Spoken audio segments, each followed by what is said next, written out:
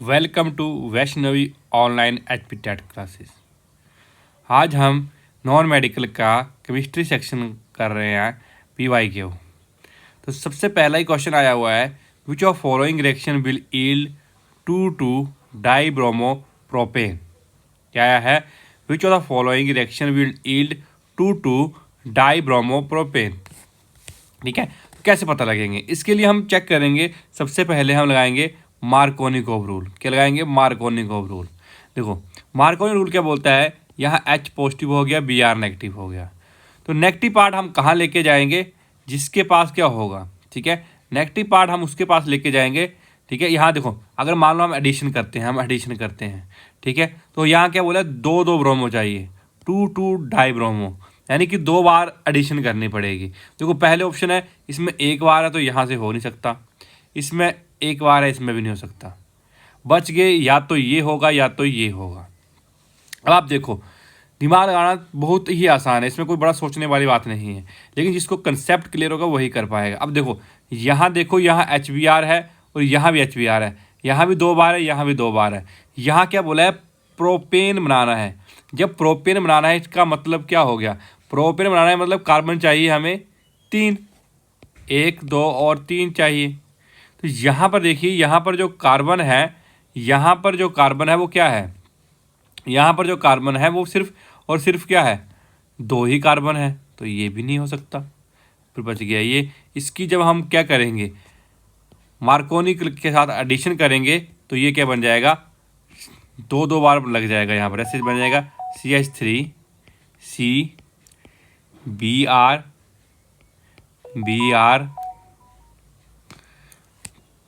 ठीक है, फिर CH3 बन गया। क्या बन गया? 1,2,2 डाईब्रोमोप्रोपेन। ये जो बना, इसको बोलते हैं हम 2,2 डाईब्रोमोप्रोपेन। आगे देखिए, आगे आपको पेपर में क्वेश्चन आया IUPAC नेम। अब IUPAC नेम लिखने के लिए सबसे मोस्ट इंपॉर्टेंट बात क्या होती है? IUPAC नेम लिखने के लिए आपको कम से कम ये पता होना चाहिए कि किसको कौन सी प्रेफरेंस देते हैं। ठीक है, किसको कौन सी प्रेफरेंस देते हैं, कैसे हम सॉल्व करते हैं। सो सबसे पहले याद रखना कि सबसे ज़्यादा प्रेफरेंस दी जाती है वो दी जाती है COOH को, उसके बाद जाती है CHO को, यानी कि इसको जो हम पहला नंबर देंगे जब हम काउंटिंग करेंगे तो इसको हम मेजर फंक्शनल ग्रुप लेते हैं। ठीक है, तो इसको हम देंगे यहाँ 1, फिर क्या लिख दिया 2, फिर 3, फिर 4 और फिर 5। ठीक है, अब देखो, जो ये OH ग्रुप होता है जब सेकंड पे लगा होता है तो उसको हम लिखते हैं हाइड्रोक्सी। इसको क्या लिखते हैं हम? हाइड्रोक्सी। क्या लिखेंगे? 2 हाइड्रोक्सी। 2 हाइड्रोक्सी हो गया। अब देखो, ये जो ग्रुप लगा हुआ है इसको हम ऑक्सो बोलते हैं। क्या बोलते हैं? ऑक्सो कौन से नंबर पे बना है? 4 के ऊपर, तो 4 ऑक्सो। क्या बोलेंगे? 4 ऑक्सो।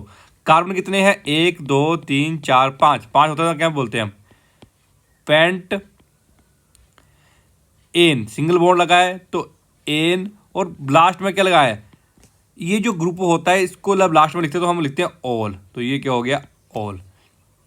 ठीक है, अगर यहाँ पर COOH लगा होता तो हम लिखना था एल्डिहाइड। अब ये देखो, ऑल नहीं एल्डिहाइड, क्या लिखेंगे? AL, एल्डिहाइड लिखेंगे। ऑल तब लिखेंगे जब OH लगा होता है, लेकिन OH है नहीं यहाँ पर। OH जो ऊपर लगा हुआ मेन फंक्शनल ग्रुप में नहीं है। अगर मान लो यहाँ पर COOH दिया होता तो हम क्या लिखते? Oic acid. ठीक है, तो ऐसे ही पेपर में क्वेश्चन आया हुआ है। अगला क्वेश्चन आया हुआ है, the major product of the interaction between the phenol, यानी कि सीधी रिएक्शन नहीं आई हो, नेमिंग रिएक्शन नहीं आई है। नेमिंग रिएक्शन से इसके 2 पार्ट हैं। ठीक है, थोड़ा सा कंफ्यूजन होता है, लेकिन ये दोनों पार्ट है, दोनों पार्ट आपको पता होने चाहिए। ठीक है, मेन पार्ट क्या है इसमें? मेन पार्ट देखिए, जैसे मेजर प्रोडक्ट पूछा है तो जैसे हम मान लो यहाँ क्या, फिनोल बनता है, इसको फिनोल को हम कार्बोलिक एसिड भी बोलते हैं, तो कई बार वो कार्बोलिक एसिड लिख के भी देता है। इसको बोला है इसकी इंट्रैक्शन किसके साथ करनी है? सोडियम हाइड्रोक्साइड के साथ प्लस CO2। जब इसके साथ रिएक्शन करते हैं तो ये बनता है बेंजीन, लगाते हैं, और ये CH3 और ये बन जाता है। ठीक है, ये जो बन जाता है ये बन जाता है COOH। इसको बोलते हैं हम सलाइलिक एसिड, इसको हम क्या बोलते हैं? सलाइलिक एसिड। ठीक है, यहाँ तक तो पता लग गया। अब कई बार करता है वो बस थोड़ा चेंज करेगा, फिनोल ही लिखा होगा, फिर सोडियम हाइड्रोक्साइड ही लिखा होगा, बट CO2 की जगह क्या दे देगा वो आपको दे देगा CHCl3। तो ये रिएक्शन चेंज हो जाती है टोटली। ठीक है, जैसे आपको यहाँ दे दिया फिनोल, फिनोल के साथ रिएक्शन देगा वो NaH ही देगा साथ में, पर यहाँ पर ले देगा CHCl3। तो हमारा जो बाई प्रोडक्ट बनेगा वो बनेगा बेंजीन। बेंजीन के ऊपर क्या लगेगा, CH3 ही लगेगा, लेकिन यहाँ पर CHO लग जाएगा। CHO मतलब होता है एल्डिहाइड, तो इसको हम बोलते हैं सलाइलिक एल्डिहाइड। सलाइलिक एल्डिहाइड। क्लियर की बात। अगर CO2 होगा, अगर CO2 होगा तो वो क्या बनेगा, सलाइलिक एसिड बनेगा, और अगर CHCl3 हो गया तो सलाइलिक एल्डिहाइड बनेगा। नेक्स्ट क्वेश्चन आगे पूछा है, अलम को कैसे प्योरीफाई करते हैं। अलम प्योरीफाई मड्डी वाटर। आपको पता है जब हम पोटाश अलम डालते हैं, पोटाश अलम मतलब, अलम मतलब होता है जो पोटाश अलम डालते हैं, हम क्या डालते हैं, पोटाश अलम डालते हैं। जब हम पोटाश अलम डालते हैं तो क्या होता है, पोटाश अलम डालने से क्या होता है, जो वाटर जो होता है वो प्योरीफाई हो जाता है। हम बोलते हैं कई बार हम फटकी डालते हैं पानी में, तो फटकी डालने से क्या होता है, पानी साफ हो जाता है। तो बोले उसमें कौन सी प्रोसेस होती है, तो उस प्रोसेस को हम बोलते हैं कोगुलेशन। क्या बोलते हैं हम, कोगुलेशन। क्या बोलते हैं, कोगुलेशन। अब देखो पेपर में कई बार क्वेश्चन आता है कि कोगुलेशन होती क्या है, ये भी पता होना चाहिए। कोगुलेशन का मतलब होता है कि जो ब्लड है, ब्लड या फिर ब्लड में भी कोगुलेशन हो जाती है। वैसे हम पानी ले रहे हैं तो पानी लेके चलिए, हम जब क्या करते हैं, जब हम क्वेश्चन आता है कि फ्रेशली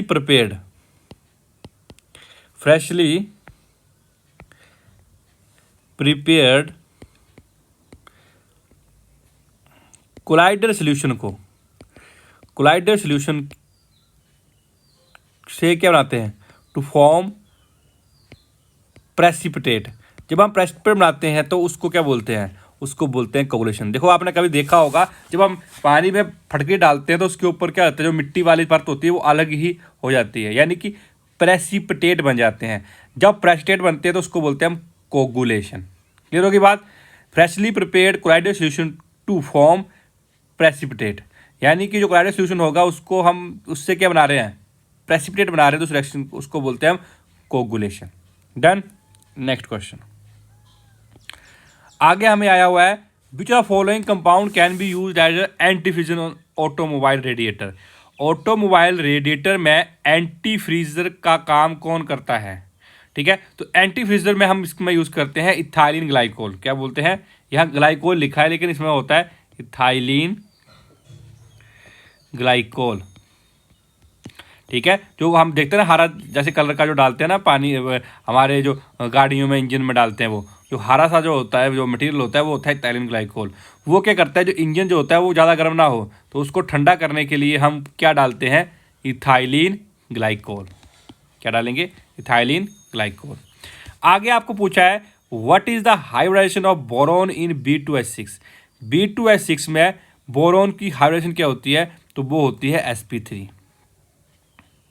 ठीक है, स्पेशल केसेस में के लिए कोई फार्मूला नहीं लग पाएगा क्योंकि ये स्पेशल एक कंपाउंड होता है, इसको बोलते हैं डाइबोरेन। ये जो होता है इसको बोलते हैं हम डाइबोरेन। ठीक है, तो इसके लिए पर्टिकुलरली हाइड्रोजन क्या होती है, sp3 होती है। इसको हम जैसे हाइड्रोजन का फार्मूला होता है वहाँ से नहीं निकाल सकते क्योंकि इसके लिए वो मैथड नहीं लग पाता है। ठीक है, आगे पूछा है, which of the following bond require highest energy to break. सबसे ज़्यादा एनर्जी किस बॉन्ड को तोड़ने में लगेगी। तो देखिए HH लगा हुआ है, क्या लगा हुआ है, HH।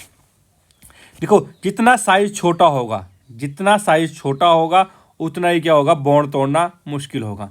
देखो हाइड्रोजन का साइज सबसे छोटा होता है, ये भी हाइड्रोजन है मान लो, और ये भी हाइड्रोजन है। ये कार्बन है, कार्बन का साइज थोड़ा इससे बड़ा होगा। ठीक है, एक कार्बन ये हो गया, एक कार्बन है मान लो बड़ा हो गया, एक हाइड्रोजन है, एक फास्फोरस है, दूसरा भी फास्फोरस है। अब देखो जिसमें साइज बिल्कुल छोटा है, ठीक है, सबसे छोटा साइज यहाँ पर कहाँ होगा, किसका होगा, हाइड्रोजन का होगा। जब हाइड्रोजन का साइज छोटा होगा यानी कि बॉन्ड लेंथ क्या होगी, ठीक है, बॉन्ड लेंथ अगर क्या हो जाएगी, बॉन्ड लेंथ डिक्रीज हो जाएगी, बॉन्ड लेंथ डिक्रीज हो जाएगी। अगर बॉन्ड लेंथ डिक्रीज हो जाएगी, अगर बॉन्ड लेंथ जो है वो डिक्रीज हो जाएगी तो क्या होगा, बॉन्ड लेंथ डिक्रीज होगा तो क्या हो जाएगा, एनर्जी ज़्यादा चाहिए होगी, तो एनर्जी क्या हो जाएगी, बढ़ जाएगी। तो हाईएस्ट एनर्जी किसकी होगी, एच की होगी। डन हो गया। चलिए आगे देखते हैं। सबसे कम पूछेंगे तो सबसे कम किसकी होगी, पी की, क्योंकि पी का साइज सबसे ज़्यादा होगा। ठीक है, अगर कम पूछी होगी तो पी होगा। आगे आपको पूछा हुआ है ये वाला, आगे पूछा है जो following is highest boiling point. तो हाईएस्ट बॉइलिंग पॉइंट निकालने के लिए एक मेथड होता है, इसको हम बोलते हैं जिसका मोलिकुलर मास ज़्यादा होगा, जिसका मोलिकुलर मास ज़्यादा होगा उसका बॉइलिंग पॉइंट भी ज़्यादा होता है। तो इसमें सबसे ज़्यादा बॉइलिंग पॉइंट किसका होगा, क्योंकि इसमें सबसे ज़्यादा जो मोलिकुलर मास होगा वो इसका होगा। तो CH3Br3 क्लियर के बाद इसका मोलिकुलर मास निकाल के देखना। जैसे कार्बन का होता है 12, हाइड्रोजन का हो गया 1, ब्रोमीन का होता है फ्लोरीन, क्लोरीन, ब्रोमीन, जो भी होगा देख लेना, मतलब ऐसे ही होता है यहाँ पर। ठीक है, सबसे ज़्यादा किसका होता है, इसका निकलेगा, क्योंकि इसमें 3 ब्रोमीन है। ठीक है, आगे देखिए। आगे आपको क्वेश्चन आया है कि आपने लिखना है IUPAC name of isopentyl alcohol. अब सबसे पहले आपको पता होना चाहिए कि आइसो का मतलब क्या होता है। आइसो का मतलब क्या होता है, ठीक है, एक आइसो होता है, एक नियो होता है, एक नियो। आइसो का मतलब कहता है सेकंड लास्ट कार्बन के ऊपर क्या लगाना है आपने, ठीक है, कोई मिथाइल ग्रुप लगाना है। जैसे मान लो यहाँ आ गया, ठीक है, ये देखिए, मान लो कितने कार्बन है यहाँ पर, 5 है। 5 है तो याद रखना जब हम आइसो लिखते हैं तो एक कम लगाना है यहाँ पर, 1 2 3 और 4। ठीक है, उसके बाद क्या दिया है आपको, उसके बाद आपको दिया हुआ है कि आपको 5 कार्बन दिए, 5वां कार्बन सेकंड पे लगाना है, यहाँ लगा दो। ठीक है, उसके बाद क्या लिखना है आपने, पेंटाइल, पेंट मतलब 5 लिखना है। अब 5 कार्बन हो गए, अब लिखा है आइल मतलब यहाँ लगा दो CH3 ग्रुप। ठीक है, और लास्ट में क्या बोला इसने, एल्कोहल है, तो यहाँ क्या लगा दो, OH। यहाँ बन गया CH3, यहाँ 1 2 3 बॉन्ड बने हुए हैं तो एक ही बनेगा, यहाँ 2 बने हुए हैं 2 बनेगा, यहाँ भी 2 बनेगा। ठीक है, अब देखो नेमिंग कहाँ से करते हैं, जो हमारा फंक्शनल ग्रुप होता है उसको हम फर्स्ट प्रेफरेंस देते हैं, तो इसको करो 1 2 3 4 और 5।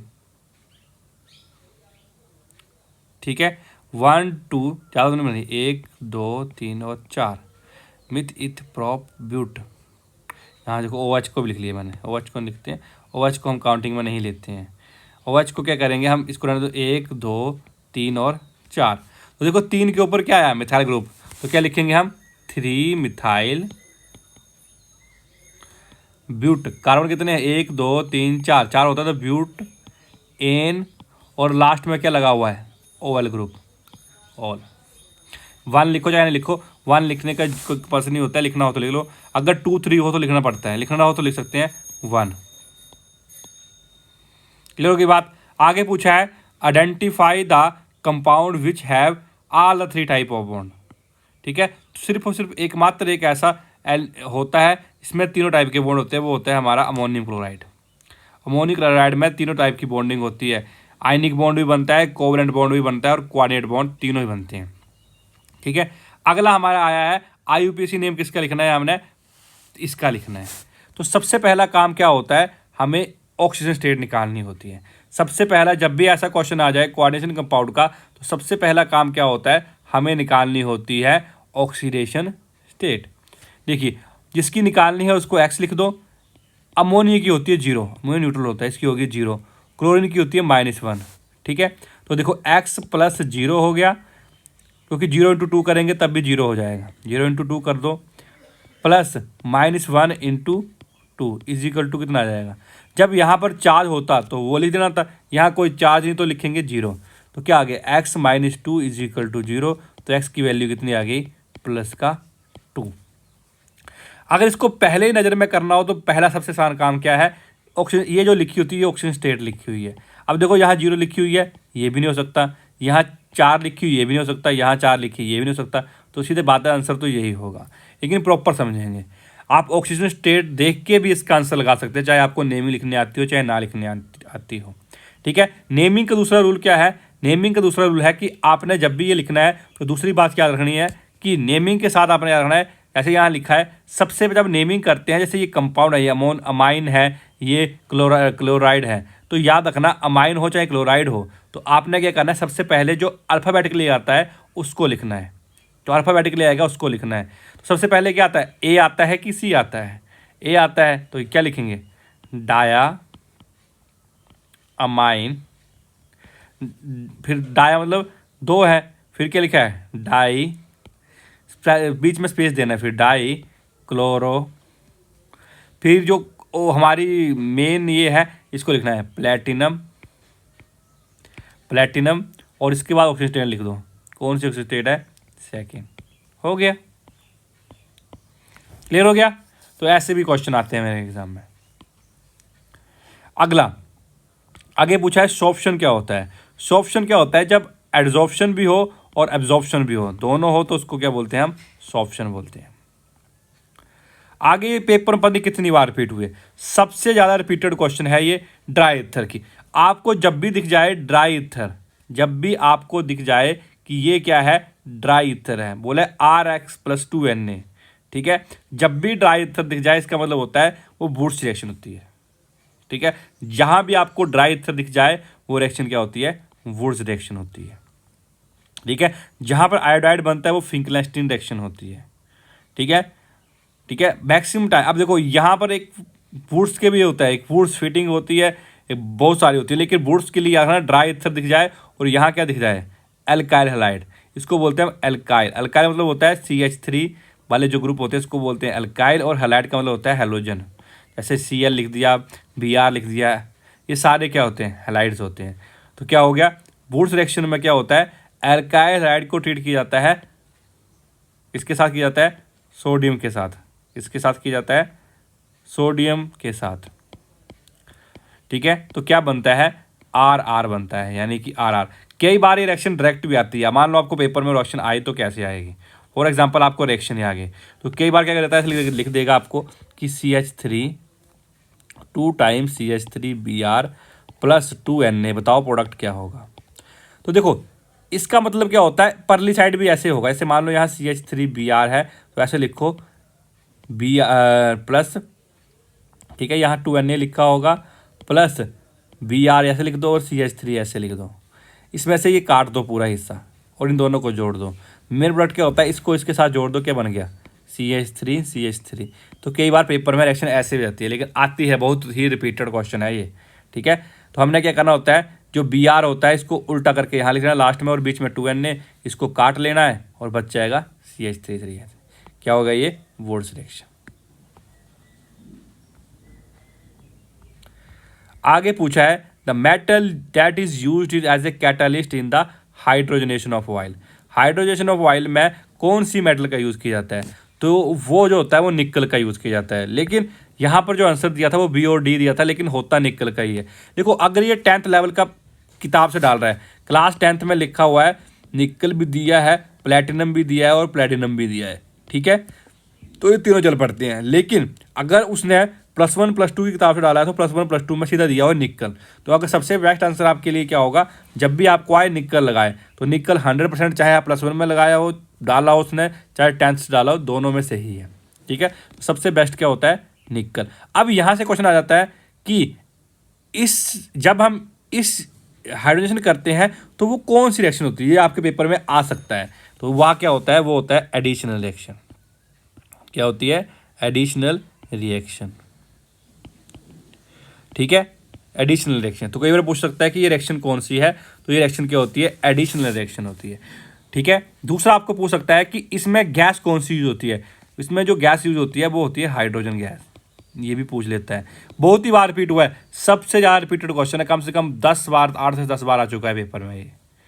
आगे पूछा है कि कैल्शियम सल्फेट कौन सा है इसमें, इसका मतलब कैल्शियम, देखो एप्सोम साल्ट का फार्मूला क्या होता है, एप्सोम का फार्मूला होता है MgSO4.7H2O।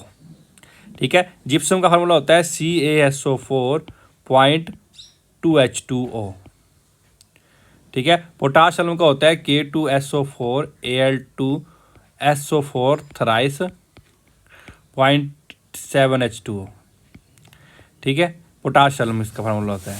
ब्लू ब्यूटोर का होता है शायद कॉपर सल्फेट होता है शायद, ठीक है, ये कॉपर सल्फेट होता है, ठीक है। तो वो ये हो गया। अब पूछा कैल्शियम सल्फेट, तो ये कौन सा हो गया, कैल्शियम सल्फेट। तो आंसर क्या आ गया, जिप्सम। अब जिप्सम से क्वेश्चन एक आता है प्लास्टर ऑफ पेरिस, तो प्लास्टर ऑफ पेरिस का तो होता है CaSO.4 ½ H2O। दूसरा हमें आता है डेड ब्रंट प्लास्टर, तो इसको बोलते हैं हम डेड ब्रंट प्लास्टर। क्या बोलते हैं, डेड ब्रंट प्लास्टर। जैसे हमें बोलते हैं कि जो क्वेश्चन आता है कि कई बार जो एसिड रेन होती है उसकी वजह से हमारे जो ताजमहल का कलर है वो चेंज हो रहा है, तो पूछता है वो कौन सा कंपाउंड बनने से हो रहा है। तो याद रखना वो कंपाउंड कौन सा होता है, वो यही होता है, ये क्वेश्चन आ जाता है। दूसरा आपको पता है CaCO3 से क्वेश्चन आता है, इसको ये किसका फार्मूला होता है, ये मार्बल का भी होता है और साथ में चौक का भी होता है, मार्बल का भी होता है और चौक का भी होता है। फिर होगी बात, तो ऐसे भी आता है ये। और CaCO3 ये भी लिख लेना है, क्या है, CaCO3 का यूज़ हम कहाँ करते हैं, CaCO3 का यूज़ हम कहाँ करते हैं, ठीक है। जैसे मार्बल हो गया, ये चौक हो गया, इसमें यूज़ करते हैं, ठीक है, मतलब होता ही यही है, ये तो मार्बल और चौक। कई बार क्वेश्चन आता है कि वाइट वॉशिंग के बाद, क्वेश्चन आता है वाइट वॉशिंग, मतलब हम जब वाइट वॉश करते हैं, यानी कि जब हम चूना करते हैं घर में, तो उसके बाद 2 और 3 डेज के बाद चमक जाती है, तो वो चमक किस कंपाउंड से आती है, वो बनता है कैल्शियम कार्बोनेट। ये भी आपके पेपर में आ चुका है, ठीक है।